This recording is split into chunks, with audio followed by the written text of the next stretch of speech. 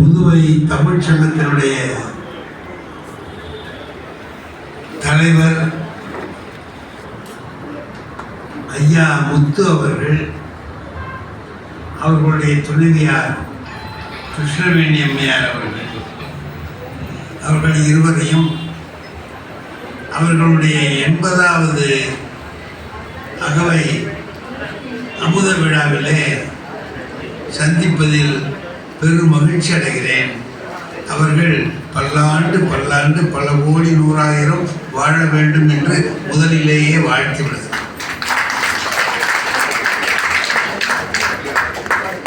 இங்கே வந்திருக்கிற எல்லாருமே பார்த்தீங்கன்னா பெரிய தமிழ் அறிஞர்களா கவிஞர்களா நிறைந்திருக்கீங்க. ஆமாம், தமிழ் சங்கத்தில் அப்படித்தானே இருக்கும். அதனால் உங்கள் எல்லாருக்கும் என்னுடைய பணிவான வணக்கத்தை முதலில் தெரிவித்துக்கிறேன்.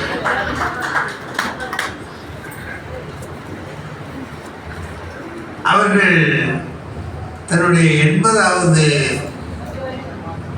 அகவை தொடக்கம், இந்த தொடக்கம் இந்த 1 வருஷத்துக்கு விழா நடக்கும்னு காலையிலேயே சொல்லிட்டேன். 1 ஆண்டுக்கு அடுத்த நிறைவு வரைக்கும் மாதம் ஒரு கூட்டம் நடக்கும். நீங்கள் எல்லோரும் வந்து ஒவ்வொருத்தராக வந்து பேசுவாங்க. நீங்கள் எல்லோரும் இருந்து அவர்களை வாழ்த்தி கொண்டே இருக்க வேண்டும். அதுதான் நம்ம எல்லாருக்கும் அவர் இருக்கிற பெரிய ஆசை. திருவள்ளுவர் சொன்னார், இப்போ முத்தையா இருக்காங்க, அவங்கள நல்லவங்களா இல்லையா அப்படிங்கிறத எப்படி முடிவு பண்ணலாம் அப்படிங்கிறதுக்கு ஒரு குரல் சொல்கிறேன். தக்கார் தகவலர், இவர் தகுந்தவர், இவர் தகுந்தவர் இல்லை அப்படின்னு எப்படி கண்டுபிடிக்கலாம்னா, அவரவர் எச்சத்தால் காணப்படும். எச்சம்ங்கிறது என்ன? குழந்தைகளா? குழந்தைகளும் உண்டு. குழந்தைகள் மட்டும்தானா? இல்லை. அவர்கள் ஆற்றிய பணிகள், அவர்கள் எதையெல்லாம் இந்த உலகத்திலே ஏற்படுத்தி இருக்கிறார்கள் என்பது. குழந்தைகளை பற்றி சொன்னார்கள். ஒரு மாவட்ட குடும்ப நல அதிகாரியே வந்து இவரிடம் முறையிடுகிற அளவிற்கு இவரை கையால் எது வாங்கினாலும் நிறைய குழந்தை பிறகுது. என் நண்பர் சீனி சண்முகம் இருந்தார். அவருக்கு 5 குழந்தை. அவர் வீட்டுக்கு பக்கத்து வீட்டுக்காரரு குடும்ப நல மாவட்ட அதிகாரி. அவர் எனக்கு நண்பர், அவருக்கும் நண்பர் தான். ஒரு நாள் சொல்றாரு, உங்கள் நண்பரால் எனக்கு கெட்ட பேர் அப்படின்னாரு. என்னன்னு கேட்டேன். குடும்ப நல அதிகாரிக்கு பக்கத்து வீட்டுக்காரரே 5 குழந்தைகளோடு இருக்கிறாரு, இவர் என்ன பிரச்சாரம் பண்ணாருன்னு என்ன கேட்குறாங்க. உங்கள் நண்பர்கிட்ட கொஞ்சம் சொல்லப்படாதான்னு. நான் வந்து என்னையா குடும்ப நல அதிகாரி உங்கள் மேலே ரொம்ப வருத்தப்படுறேன், ஏன் இப்படி பண்ணீங்க அப்படின்னு கேட்டேன். அதுக்கு அவர் சொன்னாலும் எல்லாம் அவரால் வந்ததுதான். அவர் பயந்துட்டார். என்னால என்ன வந்துச்சு? இல்லையா, நீங்கள் செவத்துக்கு செவரு எழுதினீங்கல்ல, என்ன எழுதினீங்க? முத்தான வாழ்வுக்கு 3 போதும்னு எழுதினீங்க. முதல்ல அதானே எழுதினீங்க. நான் 3ஓட நிறுத்திட்டேன். சும்மா இருந்தீங்களா நீங்கள்? இனிய வாழ்வுக்கு 2 நீங்கள். அப்போது முத்தான வாழ்வு மட்டும் பத்தாதுப்பா, இனிய வாழ்வும் வேணும் அப்படின்ட்டு நான் அதுக்கு 2 மறுபடியும் ஆனது உங்களால் தானே அப்படின்னாரு. இப்போ நாங்கள் என்ன எழுதியிருக்கோம் தெரியுமான்னு கேட்டார். ஒளிமயமான வாழ்வுக்கு 1 போதும்னு எழுதியிருக்கிறோம். யோசிக்கிறேங்க.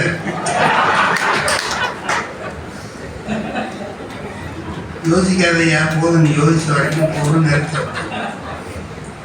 குழந்தைகள் இப்போ தமிழ்நாட்டில் நம்ம புதுவையிலலாம் என்ன நிலைமைன்னா, குழந்தைகள் என்ன வேணும்னு தான் நினைக்கிறாங்க எல்லாரும். ஏன்னா மக்கள் தொகைக்கு ஏற்றபடி பார்லிமெண்ட் மெம்பர்லாம் வந்துடும். அப்படி வந்ததுன்னா நமக்கு பிரச்சனை இருக்கிறதுனால நாம் பாதிக்கப்படுறோம். இப்போ அங்கே வடநாட்டுக்காரன் சொன்ன பேச்சு கேட்காதவங்களாம் நல்லா இருக்கான். அவருக்கு அந்த பார்லிமெண்ட் மெம்பர்கள் கூடுறாங்க, நமக்கு குறையிறாங்க. ஆகையினால என்ன செய்யணும்னு சொன்னால் குழந்தைகள் பெறுவது நல்லது தான். ஆனால் ஒருத்தருடைய வாழ்த்து அவர் எப்படிப்பட்ட மனதோடு வாழ்த்துறார் அப்படிங்கிறத பார்க்குற போது தமிழ் படித்த உள்ளத்தால் வாழ்த்துகிறார். தமிழ் படித்த உள்ளத்தால் வாழ்த்துகிறார். அப்போ அந்த அந்த வாழ்த்து எப்படி இருக்குன்னு கேட்டான். விசிராந்தியாரை பார்த்து கேட்குறான், பல ஆண்டுகளாக நாங்கள் உங்களை பற்றி கேள்விப்படுறோம், ஆனால் உங்களுக்கு தலை இன்னும் நடக்கவே இல்லையே அப்படின்னு கேட்குறாரு. நாங்கள் எவ்வளவு காலமாக உங்களை பற்றி கேள்விப்பட்டு இருக்கிறோம், ஆனால் தலை நடக்காம இருக்கு. அதுக்கு அவர் சொல்ற, பொதுவாக அந்த பள்ளிக்கூடத்து பையன்கள்லாம் கேட்கப்படுங்க, ஐயா வாங்க வாங்க வாங்க வாங்க வாங்க. அவர்களுக்கு என்னுடைய மனமார்ந்த வணக்கத்தையும் அன்பையும் தெரிவித்துக் கொள்கிறேன். பையன்க என்ன பண்ணுவான்னு கேட்டீங்கன்னா, கேள்வியை எழுதி பதில் எழுதுவோம். வேண்டியதில்லை, நம்பர் போட்டால் போதும். 1வது கேள்விக்கு விடை, 2வது கேள்விக்கு விடை, அவ்வளோதானே போடணும். நம்பரை போடணும் தான் நாங்கள் சொல்லியிருக்கோம். ஆனால் சில பையன் என்ன பண்ணுவான்னு கேட்டிங்கன்னா, நம்பர் போடுறதோடு இல்லாமல் கேள்வியும் எழுதி கீழே பதில் எழுதுவான். ஏடா அப்படி செய்வீங்க? நம்பர் போட்டால் ஒரு மணி நேரம் கேள்வி ஏடா நீ அதுக்கு பதில் நினச்சி இருக்குன்னு மார்க்கடி போட்டுட்டீங்கன்னா என்ன பண்ணுறது? இந்த கேள்விக்கு உள்ள பதில் தான் நான் எழுதியிருக்கேன் அப்படின்னு பார்த்துக்கோ, அப்படி தான் நாங்கள் செய்கிறோம்னு சொல்லுவாங்க. இதை பிசிராந்தியாரே பண்ணியிருக்கேன். பிசிராந்தியாரும் இந்த வேலையை செஞ்சிருக்கேன். எதுக்கு இருக்கிற இப்போ மந்திரி எல்லாம் இருக்கிறாங்க, இவங்கெல்லாம் என்ன செய்கிறாங்க? ஒரு நிருபர் கேள்வி கேட்குறாரு, நீங்கள் தான் கொஞ்சம் தர்றேன், நீங்களே இப்போ ஏன் தர மாட்டேங்கிறீங்கன்னு என்னமோ கேட்குறாங்க. அதுக்கு இவர் என்ன பதில் சொல்றார்? நீங்க என்ன கேட்குறீங்க? முந்தி இப்படி சொன்னீங்களே, இப்ப ஏன் இப்படி கேட்குறீங்கன்னு கேட்குறீங்க அதானே?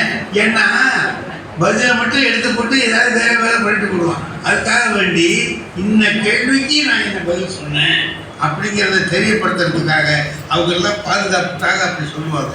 பிசிராந்தியார் பாதுகாப்புக்கு சொல்றார், என்ன கேள்வி கேட்டாருங்கிறத அதை எழுதுறேன். அந்த புலவர்கள்லாம் கேட்குறாங்க, யாண்டு புலவாக நரையில ஆகுதல் யாந்து ஆகிய. இவ்வளவு நாள கேள்விப்படுறோமே, நான் நரைமுடி இல்லாமல் எப்படி நீங்க இருக்கீங்க அப்படின்னு கேட்குறீங்க அப்படின்னு அந்த கேள்வியை சொல்லி என்று கேட்டால் அப்படின்ட்டு மாண்ட என் மனைவியோடு மக்களும் நிரம்பினர். மாண்டன்னா இறந்து போனன்னு அர்த்தம் இல்லை, மாட்சிமைப்பட்ட என் மனைவியோடு குழந்தைகளும் அறிவு நிறைந்தவர்களாக இருக்கிறார்கள். அது ஒரு முதல் காரணம். மனைவி அறிவு உடையவர்களாக இருக்கணும். சமயத்தில் அவங்களோட கூடுதல் அறிவு உள்ளவங்களாக இருக்கிற போது தான் சில சங்கடம் வந்துடும். அது அட்ஜஸ்ட் பண்ணிட்டு போனால் எல்லாம் சரியாக வந்துடும். ஆனால் மாண்ட என் மனைவியோடு மக்களும் நிரம்பினர். அதுக்கப்புறம் என்னடான்னா ஒரு முக்கியமான செய்தி சொன்னார், யான் கண்டனையர் என் இளையர். என் வீட்டில் இருக்கிற வேலைக்காரர்லாம் நான் என்ன நினைக்கிறேன்னு பார்த்து செய்கிறான். யான் கண்டனையர் அப்படி பார்த்தா, இப்போ நம்ம வீட்டில் கூட யாராவது வர்றாங்க அப்படின்னா நாம் மனைவி அப்படி பார்ப்போம்.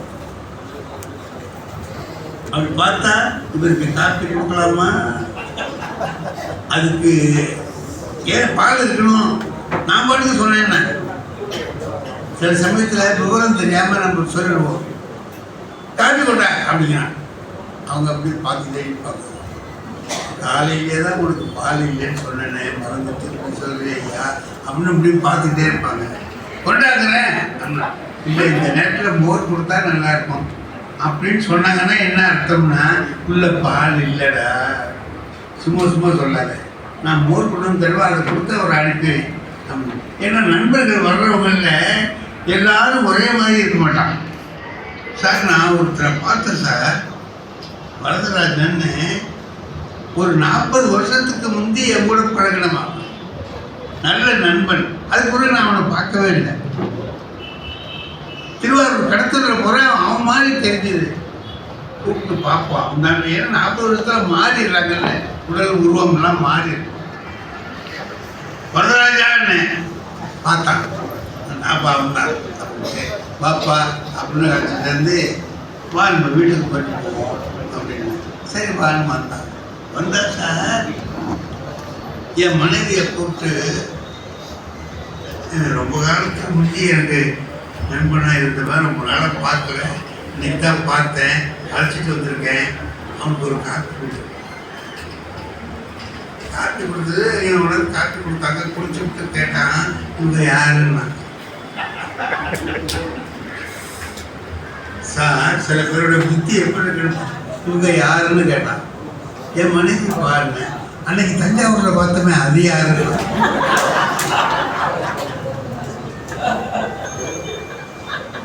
அவ்வளோதான், அவன் போயிட்டான். 1 மாதம் ஆச்சு. 1 மாதம் ஆச்சு. அவன் சும்மா இவனை ஏன்டா அழைச்சிட்டு வந்தோம், அவன் மட்டும் தானே போனான். அவனை பிடிச்சி இழுத்துட்டு வந்து வீட்டில் கொண்டாந்து நம்ம கஷ்டத்தை நம்மளா வரவழைச்சுக்கிறோம். சில பேர் அப்படி இருப்பான். இப்போ கண்டடையானா நம்ம பார்த்த உடனே செய்யணும், பார்த்த உடனே அப்படி செய்யணும். ஒரு 2 பேர் இங்கே இருக்கிறாங்க, ஒரு லாட்ஜி, நம்ம லாட்ஜில் இருக்கிறாங்கன்னு வச்சுக்கோங்களேன். பணக்காரன் 2 பேர் உட்காந்துருக்காங்க. அவன் பல விஷயத்தை பேசிக்கிறான். பேசிட்டு இருக்கிற போது ஒருத்தர் சொன்னார், என்ன இருந்தாலும் நமக்கு வாய்க்கிற வேலைக்காரங்களோ மனையினவும் முட்டாளம் இருக்கானா, அதனால ரொம்ப மோசமாக இருக்கு. ஆமாம், ஆள் என்ன பெரிய முட்டாளுங்கிற, அதை விட என் ஆள் ரொம்ப முட்டாளுங்க. சரி கூப்பிடுன்னா. வந்தான். அவன் சொன்னான், ஒரு 10 ரூபா பணத்தை எடுத்து ஒருத்தங்கிட்ட கொடுத்தான் வேலைக்காரன். இந்த 10 ரூபாயில் ஒரு அம்பாசிடர் கார் வாங்கிட்டு வாங்க. இதோ வர்றாங்க. ஒரு 10 ரூபாயில் கார் வாங்க முடியுமா? பொம்மை கூட வாங்க முடியாது. இவன் சொல்கிறானேன்னெலாம் நினைக்கலாம. அதனால என்னங்க வாங்குவான்ட்டு அவங்க பத்தியா, 10 ரூபாயில் கார் வாங்க போகிறான், இவனை விட முக்கால் உலகத்தில் இருப்பானா அப்படின்னா. இதை நடிக்கிறீங்கள, ஏழை பாரு அப்படின்ட்டு அவனை கூப்பிட்டான். கூப்பிட்டு சொன்னான், டேய் வீட்டில் போய் நான் அங்கே இருக்கிறான்னு பார்த்துருவான். வீட்டில் போய் நான் அங்கே இருக்கிறான்னு இங்கே இவனே சொல்கிறான். அவன் இங்கே வர்ற நேரத்தை பார்த்துட்டு வரான். இவன் 2 பேரும் வெளியில் போய் பேசிக்கிறான். என் முதலாளி மாதிரி ஒரு முட்டை போய் உலகத்திலே இல்லை. ஏன்னா நான் 10 ரூபாயை கொடுத்து கார் வாங்க சொல்கிறான், வாங்குவோம். இன்னைக்கு ஞாயிற்றுக்கிழமை ஆச்சு, கடை இருப்பாங்களே தெரியல. அதுக்கு அவன் சொன்னான், அவங்களுக்கா முதலாளி, என் முதலாளி இருக்கான் பாரு, எவ்வளோ பெரிய முடையனா இருக்கான், அவன் வீட்டில் இருக்கானு என்னை போய் பார்த்துட்டு வர சொல்கிறான். பக்கத்தில் தான் ஃபோன் இருக்குல்ல, ஃபோன்லேயே கேட்டு தெரிஞ்சுக்கிறான்.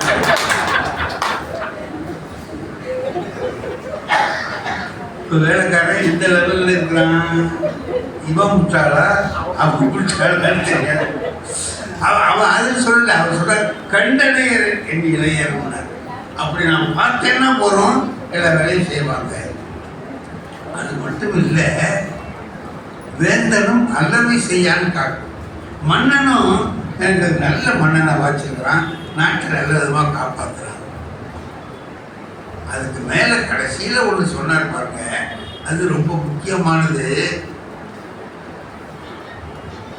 யாருன்னா ஒருத்தன் ஒரு அறிவாளி, ஒரு சான்றோன் அப்படின்னு யாரை சொல்லலாம் அப்படின்னா, ஆண்டு அவிந்து அடங்கிய கொள்கை சான்றோர். நிறைய படிச்சிருக்கணும்,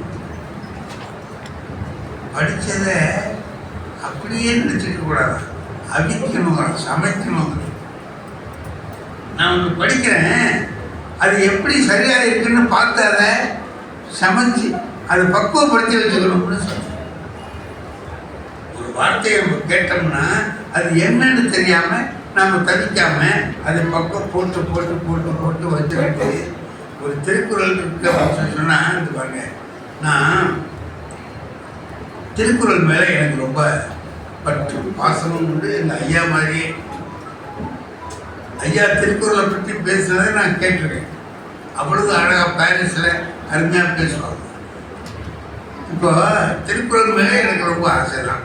அதில் நான் ஒரு திட்டத்தில் இருக்கேன். எதாக இருந்தாலும் குறள் நெறியில் தான் நாம் முடிவு பண்ணணும்.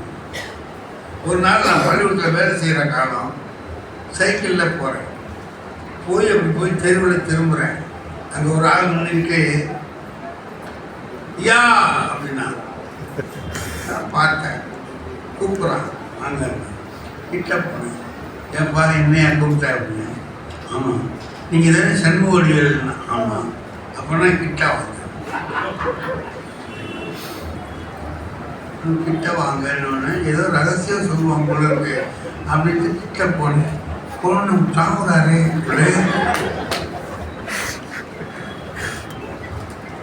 அப்படியே கண்ணு கண்ணெல்லாம் போட்டு சொல்லுங்குது. இப்போ எதுக்கு அடித்தான், ஏன் கூப்பிட்டான், எதுக்கு அடித்தான் ஒன்றும் தெரியல. நான் ஒன்று கேட்டேன் அவன்கிட்ட, எதுக்குப்பா அடித்தேன் அப்படின்னேன். அதுக்கு அவன் சொன்னான், சார் ஏதாவது பேசுனா இன்னொரு அரை விடுவோம்னா போதும் விட்டு போதும் அப்படின்ட்டு போயிட்டேன். பள்ளிக்கூடத்துக்கு போனால் படம் எடுத்துக்கிட்டே மனசு வரும். இதையே சுற்றுது மனசு. இப்போ என்ன செய்யலாம்? அவன் நம்மள அடிச்சுட்டான். இதுக்கு என்ன செய்யலாம்? திருப்பி அடிக்கலாம், அது நம்மளால முடியாது. ஒரு ஆள் வச்சு அடிக்கலாம், கொஞ்சம் செலவாகும். போலீஸில் சொல்லலாம், அதுக்கு இன்னும் கொஞ்சம் கூடுதலாக செலவாகும்.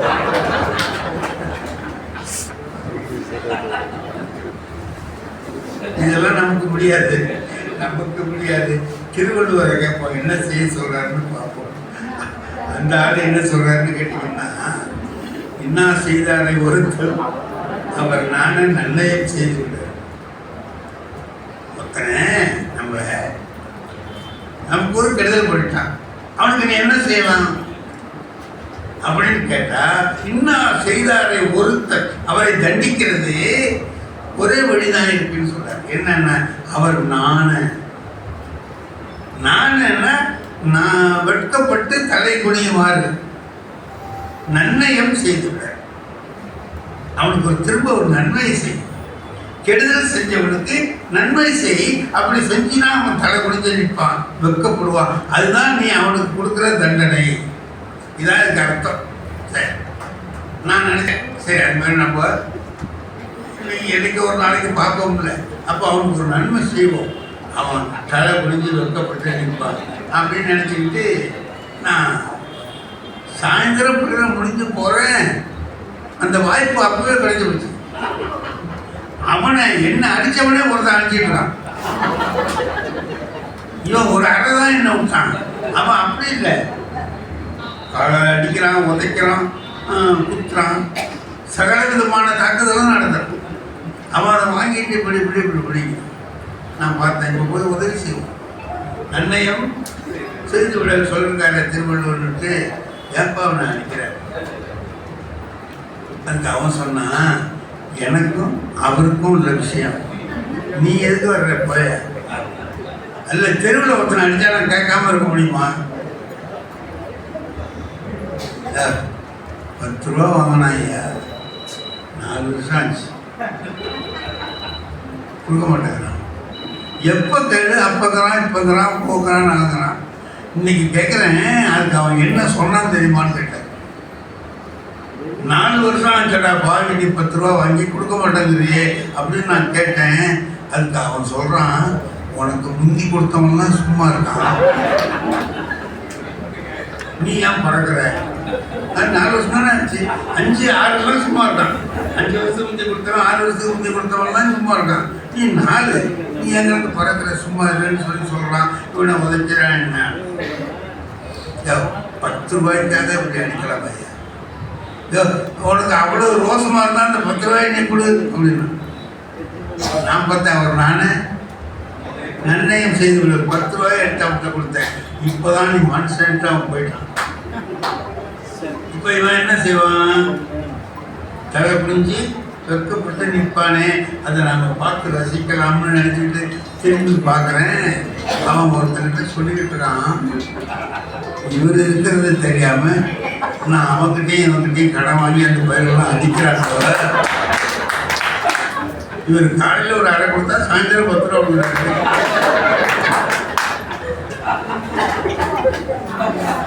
நம்ம பணம் வேணா இவரையே வச்சுக்கலாம்.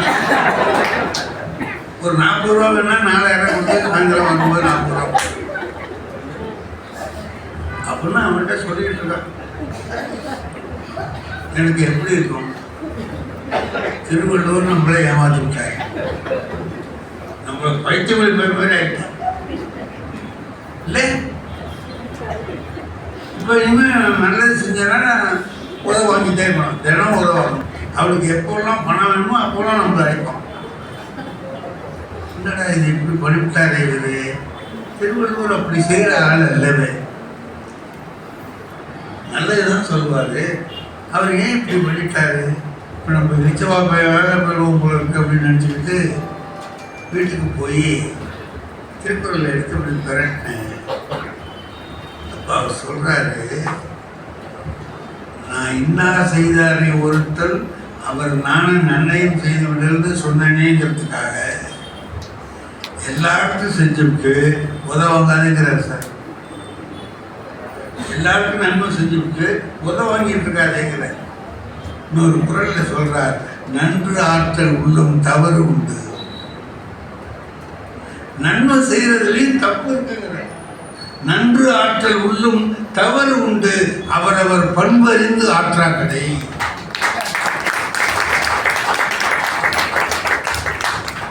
நான் சொன்னேன்னு எல்லாருக்கும் நல்லது செய்யாத, நல்லது செஞ்சா அவன் வெக்கப்படுவானான்னு தெரிஞ்சுட்டு செய்யும்.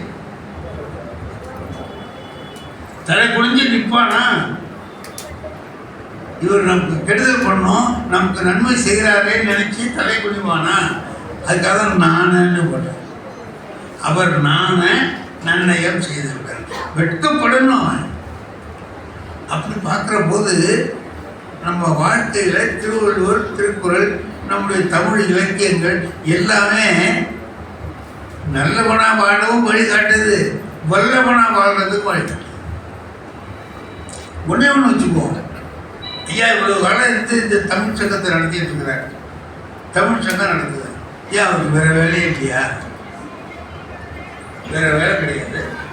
இன்னொரு வேலை ஏதாவது செஞ்சாலும் இன்னும் கொஞ்சம் சம்பாதிக்கணும்ல. இப்போவே நிறைய சம்பாதிச்சு தான் வச்சுருக்காரு. இன்னொரு வேலை, இன்னொரு காலேஜ் ஆரம்பிப்பேன், இன்னொன்று செய்வேன், அதில் கஷ்டப்படலாமேன்னு நினைக்கலாமா இல்லையா? நினைக்கல. தமிழ் சங்கத்தை வைக்கணும், 4 பேருக்கு நல்லது செய்யணும், 4 பேரை கூப்பிட்டு வந்து இதில் பேச வைக்கணும், அந்த பேச்சை எல்லாரும் கேட்கணும், அதெல்லாம் சொல்கிறாருல்ல. இதெல்லாம் ஏன் செய்யணும்? 2 சொல்கிறார் திருவள்ளுவர். ஒன்று ஈகை. ஈகைன்னு ஒன்று இருக்கு. ஈகைன்னா என்ன? நம்மகிட்ட தாழ்வா நின்று கேட்கிறவங்களுக்கு கொடுக்கறது ஈகை. ஈகை, அந்த ஈகை ஒரு அதிகாரம். இன்னொரு அதிகாரம் ஈகையில் உள்ள கஷ்டம். இன்னொன்று கொடை, இன்னொன்று ஒப்புரவு இருக்கு.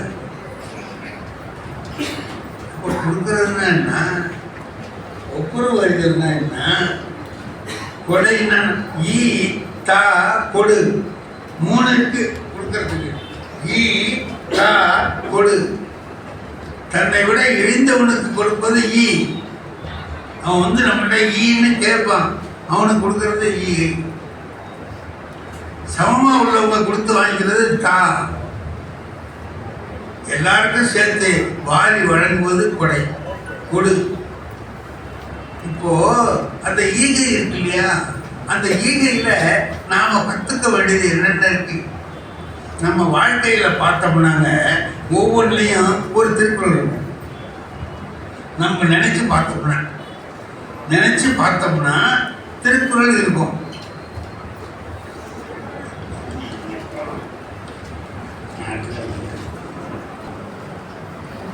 ஏன்னா திருக்குறள் வாழ்க்கையில் உள்ள எல்லாவற்றுக்கும் வழிகாட்டி. எந்த நிலைமைக்கும் கணவன் மனைவியா எப்படி, கணவன் மனைவி எப்படி இருக்கணும்? இப்போ இவங்க 2 பேர் இருக்கிறாங்க, 80 வயது வரைக்கும் அவர்கள் 2 பேரும் இணைந்து இருந்து நடத்துகிறார், இல்லறம் நடத்தி இல்லறத்துடைய பயன்களை எல்லாம் அடைந்தே இருக்கிறார். அதெல்லாம் இருக்கிறதுனால தான் நாம் எல்லாரும் வாழ்த்துறதுக்கு வந்துடும் இல்லையா? பாரதிதாசன் ஒன்று சொல்றார் பாருங்க, 105 வயசு மனவழகருக்கு, 100 வயசு தங்கத்துக்கு. இவங்க 2 பேரும் எப்படி காதலிக்கிறாங்கன்னு பாருங்க. இது எங்கேயாவது உண்டா? முதியோர் காதல் எவனாவது எழுதுவானா? இளையோர் காதல் எழுதுவான். 18, 20 எப்படி வாழ்கிறாங்க, 25, 30 எப்படி வாழ், இதெல்லாம் சொல்லலாம். அவர் என்ன சொல்றாரு, 100 வயசு எப்படி வாழ்ந்துன்னு காட்ட, 100 வயசுல உள்ளவங்க எப்படி இருக்கிறாங்க. இப்போ அந்த தாத்தா கிட்ட போய் பேரங்காரன் கேட்கிறான், ஏன் தாத்தா உனக்கு வயசாயிட்டு, பார்வையும் சரியா இல்லை, காதும் கேட்க மாட்டேங்குது, தடுமாறுற, எல்லாம் செய்யற, அந்த கிழமையும் அப்படிதான் இருக்கு. அந்த கிழமை மேல நீ உயிரையே வச்சிருக்கிய, எதை கொண்டு நீ அவளது ஆசையா பார்க்குற? அதுக்கு அந்த கிழவன் சொல்றாரு, ஏய் அவ ஒரு காலத்துல முகம் பார்த்தா பூரண சந்திரன் மாதிரி இருந்ததுடா, முந்தி மதி அல்ல முகம் அவளுக்கு, வரல் நிலம், குழிகள் கண்கள். ஒரு காலத்துல மதி மாதிரி இருந்தது, இப்ப கண் இருக்க இடத்துல 2 குழி இருக்கு, குழிகள் கண்கள். அவ அப்ப நடந்தான்னா சதிராடுறது மாதிரி இருக்கும்டா, சதிராடும் நடையாடு அல்ல, தள்ளாடி விழும் மூதாட்டி. காய்ந்த புல்கட்டே அவள் உடம்பு, உடம்பு காய்ச்சி போன புல்கட்டு மாதிரி சொர சொரன்னு. கடைசியில கேட்கிறார், எது எனக்கு இன்பம் நல்கும், எது எனக்கு இன்பம்? அப்ப எதுதான் எனக்கு இன்பத்தை கொடுக்குது? இருக்கின்றாள் என்பது ஒன்றே. அதுக்கு நிகரா நம்ம சொல்லவே முடியாது. இன்னொன்னு, எதிரா உனக்கு மகிழ்ச்சியா? அவங்க இருக்கிறதே மகிழ்ச்சியா. கிழவிகிட்ட போய் கேட்கலாம், நீ என்ன அந்த ஆள் மேல உயிரே வச்சிருக்க? அதுக்கு அந்த கிழவி சொல்லுது, அற்புதமான ஒரு பாட்டு. அப்போ காம்பு அறிந்திட்ட பூவை கட்டிலில் பரப்பி மேலே பாம்புரி போலும் மேன்மை பட்டுடை விரித்து போட்டால் தீம்பாலை பருகி அன்பன் சிறக்கவே துயின்றார். அந்த காலத்துல அவருக்கு பூவுல காம்பு இருந்தா அவருக்கு குத்துமேன்னு காம்பெல்லாம் எடுத்துட்டு பூவை மட்டும் புறப்பினேன். அதுல அந்த பாம்பு சட்டை மாதிரி நல்ல பட்டு உடையை விரித்து போட்டு அவரை நான் மெத்தையில சௌரியமா படுக்க வச்ச காலம் ஒன்று உண்டு. இப்ப என்னால அதெல்லாம் முடியலடா, எனக்கு அதெல்லாம் முடியல. அப்ப என்ன செய்யலாம்? நெஞ்ச மெத்தையில் துயிலுகிறான், நெஞ்சமாகிய மெத்தையிலே துயிலுகிறான். அப்ப வயது ஆனதற்கு பிறகும் காதலிக்கலாம். அப்ப காதலிச்ச வகை வேற, இப்ப காதலிக்கிற வகை வேற. அதை விட இது உயர்ந்தது. நான் சொன்னா எப்படி இருக்கணும்? 9 மாதிரி இருக்கணும்னு சொன்னேன். 9 மாதிரி இருக்கணும்னு சொல்றான். என்ன 9? 9 நம்பர் கிட்ட ஒரு குணம் இருக்கு. எத்தனை 9 சேர்ந்தாலும் 9ஆவே இருக்கும். 2 9 சேர்த்துன்னு வைங்க 18, 1 8 கூட்டினா 9, 3 9 சேர்த்தா 27, 2 7 2 கூட்டினா எத்தனை சேர்த்தீங்கன்னாலும் சரி 9ஆவே இருக்கும். நட்பு ஒரே மாதிரி இருக்கும், ஒரே மாதிரி இருக்கும். இன்னொன்று சொல்றாரு, அந்த 9 கிட்ட உள்ள ஒரு உயர்ந்த குணம், அது கூட எது சேருதோ அதை வாழ வைத்து விட்டு அது மறைஞ்சு போகும். நட்புல உயர்ந்த குணம், என் நண்பனுக்காக நான் எல்லாவற்றையும் செய்து நான் இழப்பேன். இப்போ ஒரு 5 இருக்கு, 5 9 சேர்க்க, 5 9 14 கூட்டினா 5 வரும். அந்த நம்பர் இருக்கும், 9 போயிடும். 2 சேர்க்க, 2 9 11 கூட்டினா 2 வரும், 2 இருக்கும், 9 போயிடும். நண்பனுக்காக அவனை வாழ வைத்து, அதுதான் திருவள்ளுவர் சொல்றா. ஆனா 8 மாதிரி இருக்கப்படாது, 9 மாதிரி இருக்கணும், 8 மாதிரி இருக்கக்கூடாதுதான். ஏன்னா 2 8 சேர்க்க 6 7,000, இன்னொரு 8 சேர்க்க 6,000, இன்னொரு 8 சேர்க்க 5,000, இன்னொரு 8 சேர்க்க 4,000, இன்னொரு 8 சேர்க்க 3,000. இது 8 வர வர குறைஞ்சிக்கிட்டே வரும். 9 ஒரே மாதிரி இருக்கும். வந்து சேர்ந்தவர்களை வாழ வைத்து விட்டு அது மறையும். இப்படிப்பட்ட உயர்ந்த குணங்கள் எல்லாம் 9வது எண்ணுக்கு உண்டு. இதை நான் சொல்லல, காந்தி சொல்லியிருக்கார். மகாத்மா காந்தி சொல்றார் ஒரு இடத்துல, 9 மாதிரி நண்பர்கள் இருக்கணும், 8 மாதிரி இருக்கக்கூடாது. அதுதான் திருவள்ளுவர் என்ன சொல்றாரு, கணவனும் மனைவியும் வாழ்கிற வாழ்க்கை எப்படி இருக்கணுங்கிறாரு, நட்பா இருக்கணுங்கிறாரு. நட்பு உடம்போடு உயிரிடை என்ன மற்ற அண்ணன் மடந்தையோடு எம்மிடை நட்புன்னு. அவளுக்கும் எனக்கும் இருக்கிற நட்பு இல்ல, அதானே. இப்ப 2 பேருக்கும் இப்படி இருக்கணும்னா எப்படி இருக்கலாம், இந்த யோசனை பண்ணி பாருங்க. ஒருத்தர் என்ன பண்றாரு, பொண்ணுக்கு மாப்பிள்ளை பார்க்குறாரு. தரகர் வந்து ஜாதகம்லாம் கொண்டு வந்து கொடுக்குறாரு, எல்லாம் பார்த்தாரு. பார்த்தா பொண்ணு அம்மையை விட்டாரு. 3 வருஷம் ஆயிடுச்சு, 4 வருஷம் ஆயிடுச்சு. கடைசியில் ஒரு நாளைக்கு கோவம் வந்துட்டாரு. நீயும் 4 வருஷமும் வர்ற, டிஃபன் சாப்பிட்ற, போகிற, செலவு காசு வாங்கிட்டு போகிறேன், நான் ஒன்றும் அமைய மாட்டேங்குது, வேறு புரோக்கரை பார்க்க வேண்டியதாங்க. அதுக்கு அவர் சொன்னார், என் மேலே தப்பு இல்லைங்க, நான் ஜாதகம்லாம் கொண்டு வந்து தர்றேன், நீங்கள் தான் அதில் இது இல்லைங்கிறீங்க, இதில் அது இல்லைங்கிறீங்க, போயிடுது. வேணுன்னா அவசரமாக இருந்தால் கையில் ஒரு ஜாதகம் இருக்குது, முடிச்சிருவோமான்னு. பாருங்க என்னன்னு பாருங்க. பாருங்க, அது மாதிரி இருக்குது. ஒரு 2 பொருத்தம் தான் இல்லை, பாக்கியெல்லாம் இருக்குது. முடி 2 தானே இல்லை ஒன்று. ஆனால் பேசி வந்து கல்யாணம் 2 உட்காந்துருக்கு. புரோகிதர் ஐயர் இருந்து கல்யாணம் நடத்துகிறார். அவர் என்ன பண்ணார், பொரியை எடுத்து மாப்பிள்ளை கையில் கொடுத்து இது அக்னியில் போடுங்கோன்னார். அவன் என்ன பண்ணிட்டான், ஏன்டா சாப்பிட்ற சாமான பண்ணியிருந்தாலும் நெருப்பில் போட்டு சொல்கிறான், வாயில் போடு. ஐயருக்கு கோவம் வந்துச்சு,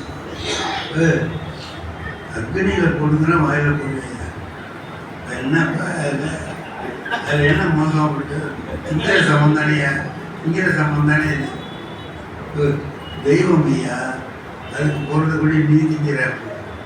இப்போ என்ன அவளு ஏன்னா உடங்குற அப்படின்ட்டு தூணு துப்பிட்டான். இப்போ அக்னியில் போடணுங்கிற அதானே என்ன தூணு துப்பிட்டான். இப்போ அவருக்கு ரொம்ப கோவம் வந்துச்சு, வெச்சிய துப்புறியா. மாப்பிள்ளை கேட்டான், இருந்தாலும் தப்புங்கிற, துப்புனாலும் தப்புங்கிற, இனிமேல் உனக்கும் நமக்கும் ஒன்றும் சரிட்டு வராது, இனிமேல் என்கிட்ட எதையும் சொல்கிற விலை வச்சுக்காத, நீ மட்டும் செய்ய. கடைசியில் தாலியை எடுத்து கொடுத்து கட்டுனார். ஏன் நான் கட்டினாக்கா கேட்டா இப்படி கட்டினேன், நீயே கட்டியா.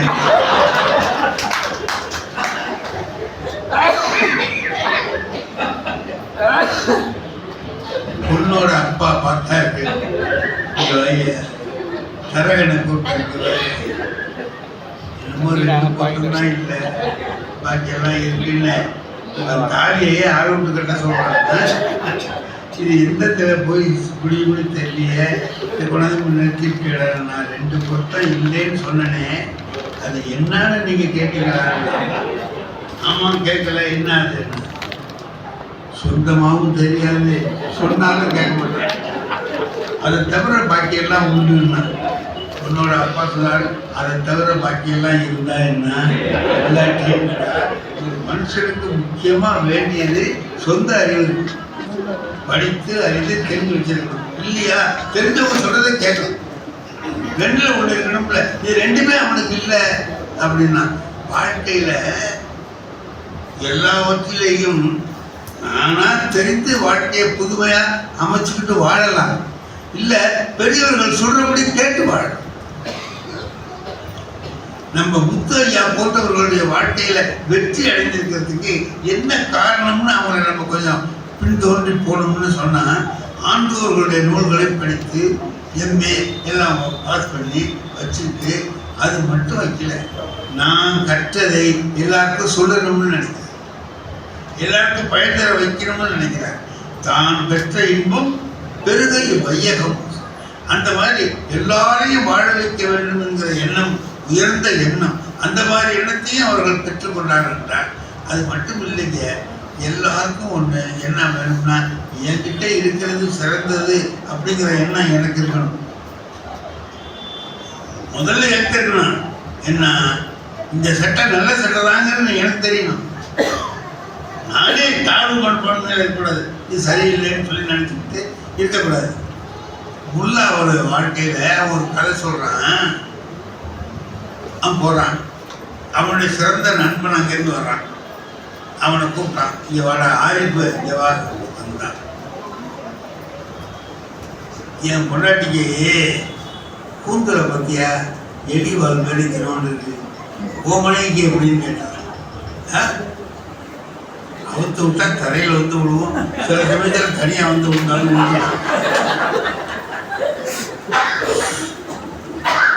பெரிய வார் கூந்தல் பெரிய இது.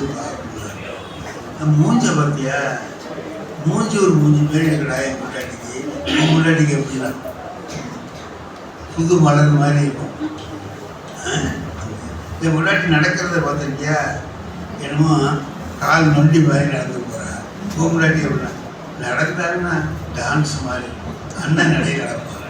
எல்லாத்தையும் கேட்டுக்கிட்டு சொன்னான். அப்படிலாம் இருக்கும்போது ஏன்டா அவ்வளோ முன்னாடி என் முன்னாடி நிறைய சுற்றுறேன்.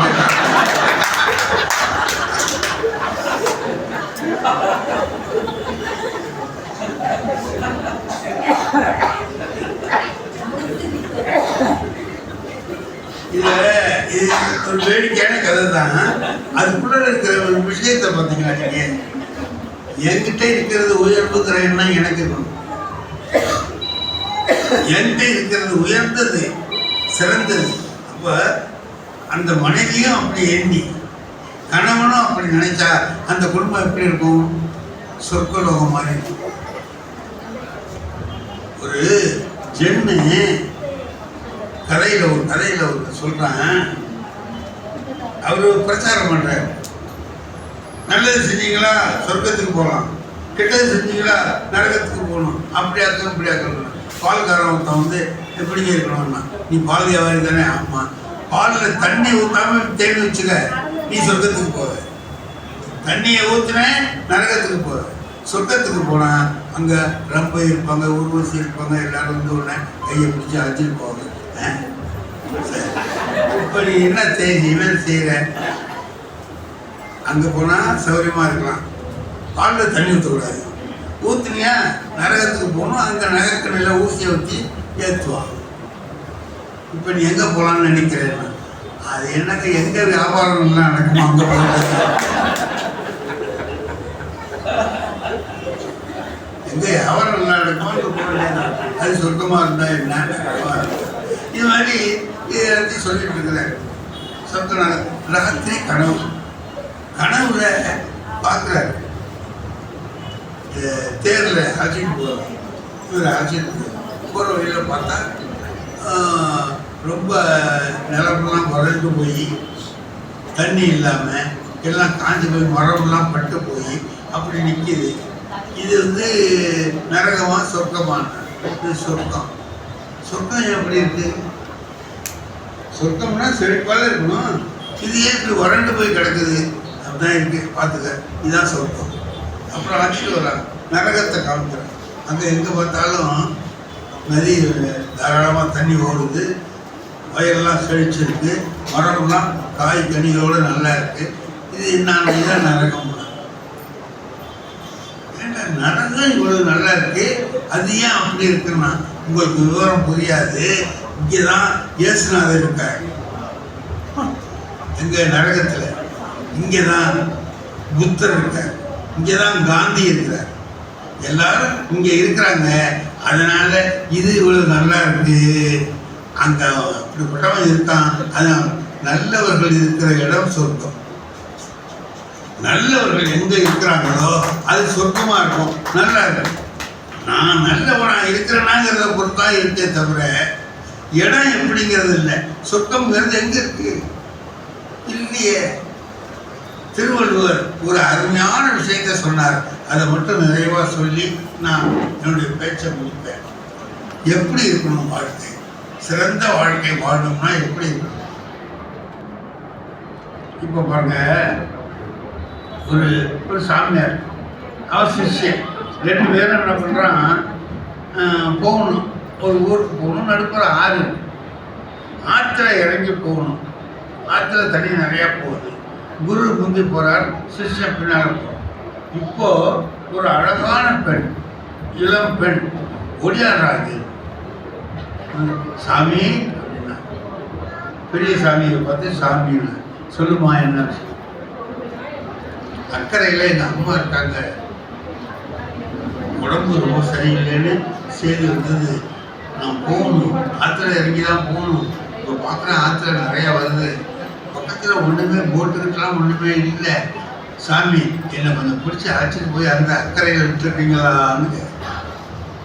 இதுக்கு சாமியார் என்ன சொல்லணும்? சரிங்கணும், இல்லைன்னா இல்லைங்க. அவன் சொன்னான், நான் யாருன்னு தெரியுமா? சாமியார் சொல்லுங்க, பெண்ணை தொடுவனானா கேட்கவது கேட்குறிய அறிவில்லை உனக்கு? நீ எல்லாம் மழை ஜென்மமா? அப்படி இப்படின்னு திட்டுறான். அவர் சொன்னா, கொஞ்சம் ஆச்சுட்டு போ, இல்லைன்னா விட்டு போய் இருக்கிறதுக்கு நீ அப்படின்ட்டு பின்னால் சின்ன சாமி வந்தானா அவங்ககிட்ட வந்தான். சாமி நீயாவது என்ன ஆச்சு, நீ வாமா. அவன் சொல்ல வான்னு ஆட்டிட்டான். நடுப்புற போக தண்ணி நிறையா போகும். நனைஞ்சு போயிட்டான், உடம்பு பூரா நனைஞ்சு போச்சு. தூக்கி தோல்ல போட்டான். நனைஞ்ச உடம்போட அவன் அப்படியே தோல்ல கிடக்கிறான். பெரிய சாமி திரும்பி பார்த்தான். நம்ப முடியாதுன்னு சொன்னோம், இந்த பையன் நனைஞ்ச உடம்போட தூக்கி தோல்ல போட்டு வரான். பேசாம நம்மளே இந்த வேலையை பார்த்தா, அறிவு கட்ட நாயே, இந்த மாதிரி செய்யடா, நீ எல்லாம் ஒரு சாமியாரா? துறவினா என்னடா? எனக்கு துறவு, நீ இந்த பொண்ணை புத்திக்கு தோளில் போட்டு வரையடா, அறிவு இருக்கா உனக்கு? அப்படி இப்படின்னா அவன் ஒன்றுமே சொல்ல. சாமம் தான் இந்த கரெக்டாக வந்தான், அவளை இறக்கி விட்டான். நீ போகலாம். பெரிய சாமி முந்தி போகிறான், சின்ன சாமி பின்னால் போகிறான். பெரிய சாமி திரும்பி திரும்பி திட்டுறான். எப்படா தொட்டே நீ ஏன்னா சாமியாரானே? அப்படியாக இப்படியாக திட்டிக்கிட்டே இருந்தான். அவன் ஒன்றுமே சொல்லலை, சாமம் வந்தான். அங்கே இது மாதிரி ஒரு கூட்டம், அதில் அந்த பெரிய சாமி பேசுது. எல்லாரும் உட்காந்து கேட்டுக்கிறாங்க. சாமியாரெல்லாம் இப்போ ரொம்ப கட்டுப்பட்டானுங்க. யார் அவர் சொல்கிறார், சாமியாரெல்லாம் கெட்டு போயிட்டானுங்க. நாங்கள் வரும்போது ஒரு பெண்ணு வந்தா, அது இந்த பையன் என் கூட வர என் சிஷ்ய சாமி தொட்டு தூக்கி தோல்ல போட்டு வந்தான். நாடு உருப்பிடணும்னு நினைக்கிறீங்களா நீங்கள்? கேட்டா செஞ்சியா இல்லையா? எழுந்துடுறா. சிஷ்யன் எழுந்துச்சான். எழுந்துச்சிட்டு சொன்னான், சாமி நான் அவரை அங்கேயே விட்டுட்டு வந்துட்டேன், நீ விடவே மாட்டேங்கிறியே. ராமகிருஷ்ண பரமஹம்சருடைய கதை.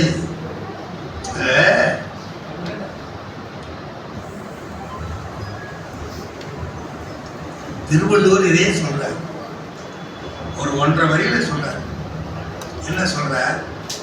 மனத்துக்கண் மாசு இவநாதன் அனைத்து ஆகுல நீரை, மனதிலே குற்றமில்லாமல் இருப்பதுதான் அறம், மற்றதெல்லாம் ஆரவாரத்தன்மை உடையது.